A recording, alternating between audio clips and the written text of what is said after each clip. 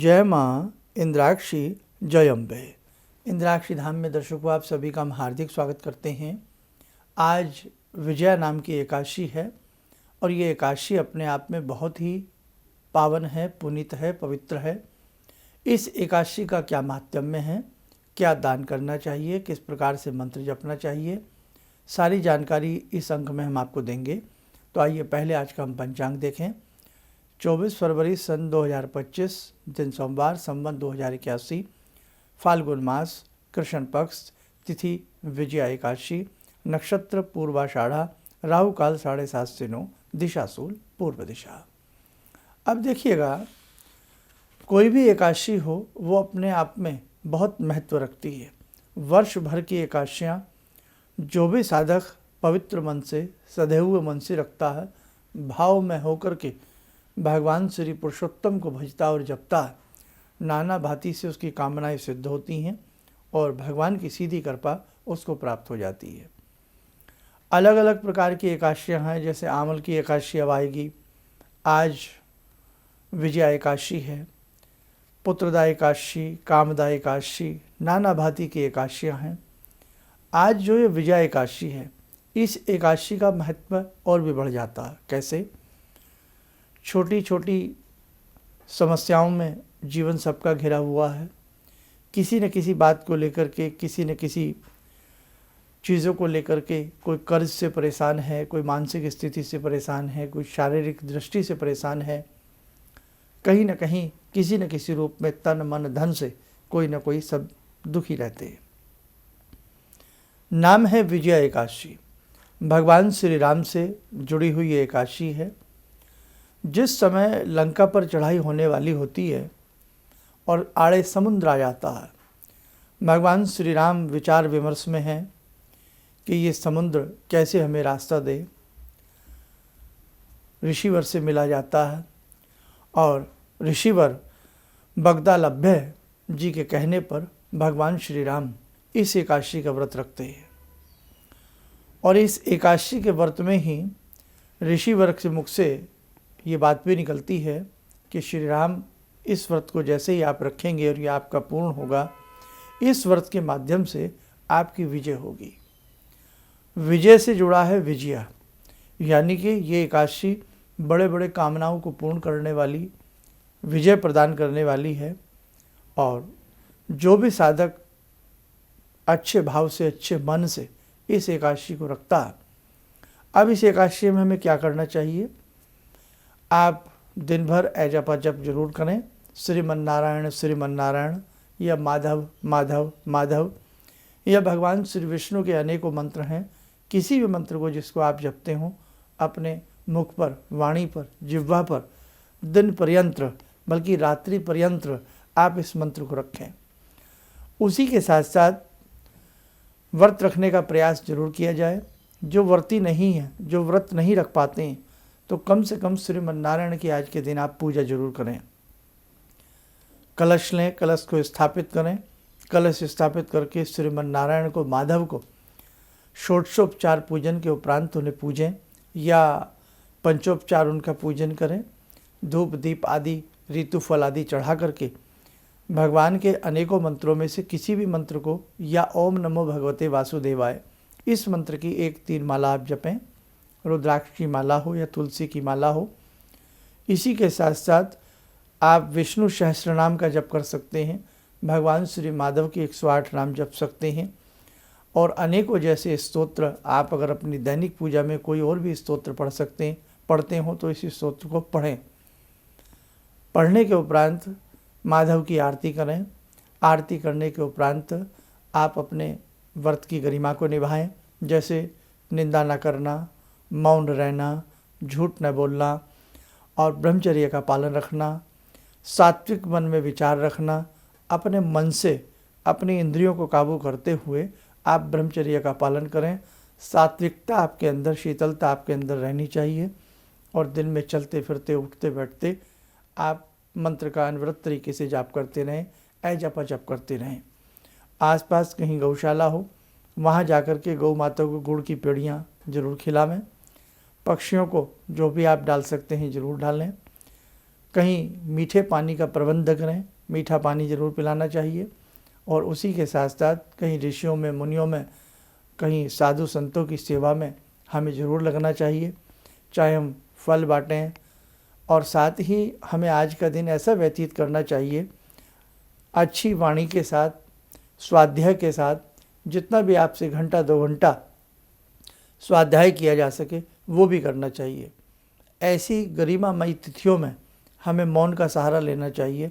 मौन रह करके अपने आंतरिक मन में अंतर्भाव से भगवान के नाम को जपते रहना चाहिए।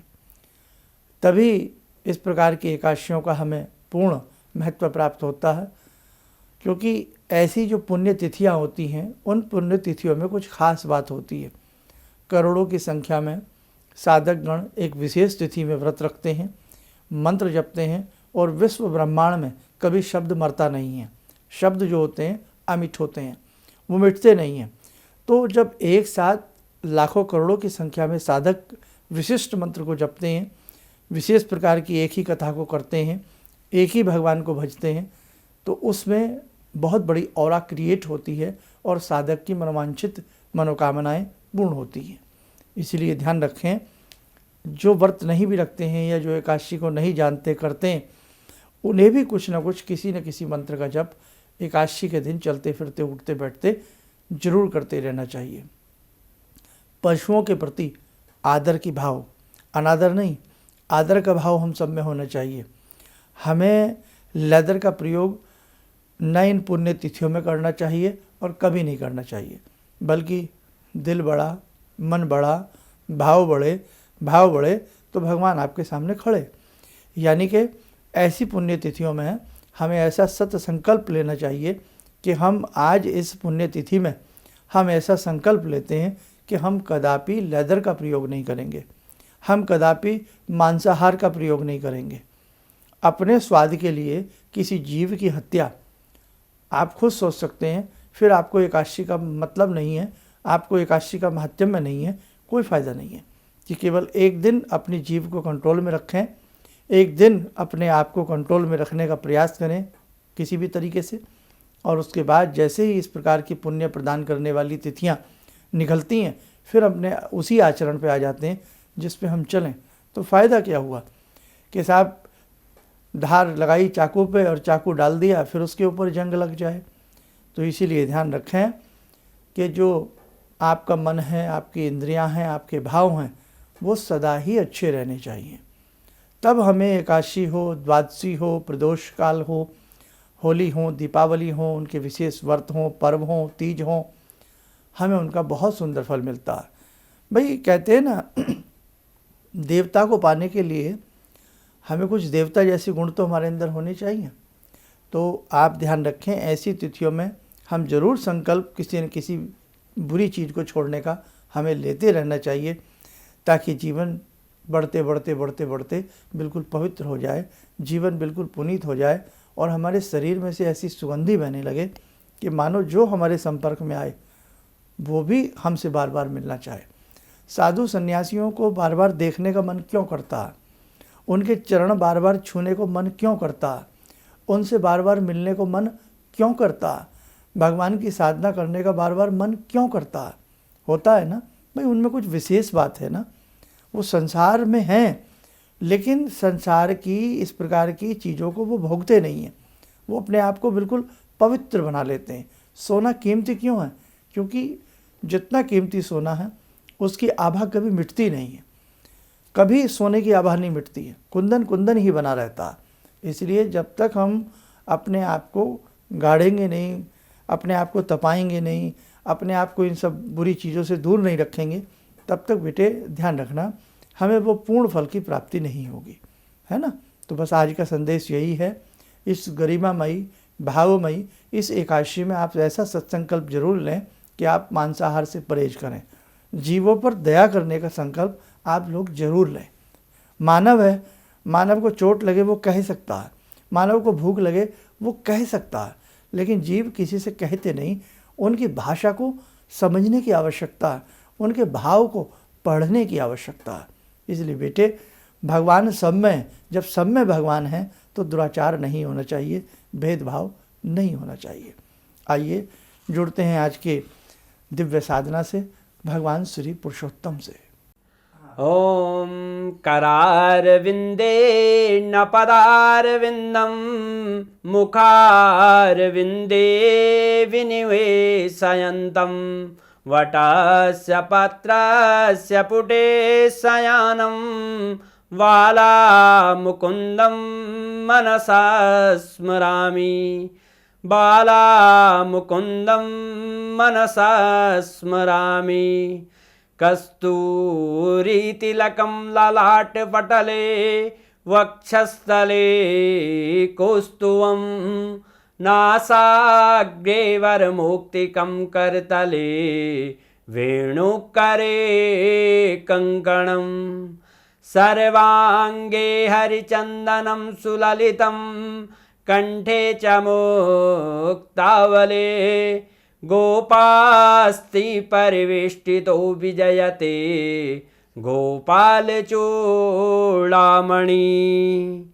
शान्ताकारं भुजगशयनं पद्मनाभं सुरेशं विश्वाधारं गगनसदृशं मेघवर्णं शुभांगं लक्ष्मीकान्तं कमलनयनं योगवृद्ध्यानगम्यं वन्दे विष्णुं भवभयहरं सर्वलोकैकनाथं। कवच बना लें, ध्यान करें, जगदीश्वर का शुभ आशीष हम सबके ऊपर बरस रहा है।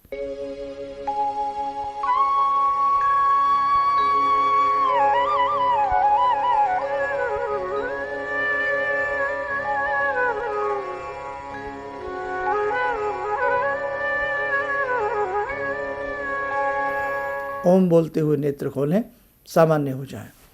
हमने आपसे कहा आगामी समय में कुछ विशिष्ट अलौकिक साधनाओं के सत्र इंद्राक्षी धाम की तरफ से रहेंगे और बस आप जुड़ें, प्रेम से जुड़ें और इस प्रकार की जितने भी पावन तीर्थ पर्व सब कुछ आते हैं उनमें भी जितना आपसे हो सके अच्छे से अच्छा करने का आप प्रयास करना। साथ ही शिवरात्रि, और शिवरात्रि में भी महाशिवरात्रि 26 तारीख की है, तो शिवरात्रि में शिव में होकर के हमें बहुत अच्छे से भगवान शिव को भजना है। शिवरात्रि क्यों है भाई? रात्रियां तो सभी आती हैं, लेकिन इस रात्रि में ही शिवरात्रि है। और शिवरात्रि का क्या अर्थ है, शिवरात्रि में किस मंत्र को जपें, शिवरात्रि के चारों पहरों में किस प्रकार से हम रुद्री पढ़ें, बहुत सारी जानकारी हमारे शिवरात्रि विशेषांक में आपको दी गई है। इसीलिए शिवरात्रि विशेषांक जिन्होंने ना देखा हो वो देख लें, और ताकि 26 तारीख की 26 मार्च की फाल्गुन मास कृष्ण पक्ष की ये शिवरात्रि महाशिवरात्रि कहलाती है। इसीलिए ध्यान रखें, रात्रियों में महाशिवरात्रि की रात अति प्रिय है भगवान शंभू को, तो वो अंक भी हमारा आप जरूर देखें और उसमें जो भी हमने बातें बताई हैं उन्हें सुनने समझने का और करने का प्रयास करें। चलिए, आप सब लोग स्वस्थ रहें, सुखी रहें। इन्हीं शुभकामनाओं के साथ हम अपनी वाणी को विराम देते हैं। जय जय अम्बे। भगवान से जुड़ो, और भगवान से जुड़ने का जरिया आपने बताया, बहुत अच्छा लगा, बहुत धन्यवाद। और सनातन धर्म को जिंदा रखने के लिए आप जो प्रयास कर रहे हैं बहुत सराहनीय है। हम लोग को मौका मिला है, हम लोग भाग्यशाली हैं जो आपके करीब आने का हम लोग को मौका मिला है। किसी भी समस्या के समाधान के लिए मिले प्रसिद्ध हस्तरेखा एवं वास्तु विशेषज्ञ प्रोफेसर धर्मेंद्र शर्मा जी से। नोट: शिविर में भाग लेने हेतु एवं व्यक्तिगत रूप से मिलने के लिए कॉल करने का समय सुबह 10 बजे से शाम 6 बजे तक। हमारे विभिन्न ज्ञानवर्धक कार्यक्रम देखने के लिए आप हमें अभी सब्सक्राइब करें, बेल आइकन को प्रेस करें ताकि आप देख सकें हमारा कार्यक्रम सबसे पहले। और अधिक जानकारी के लिए फेसबुक पेज को लाइक करना न भूलें।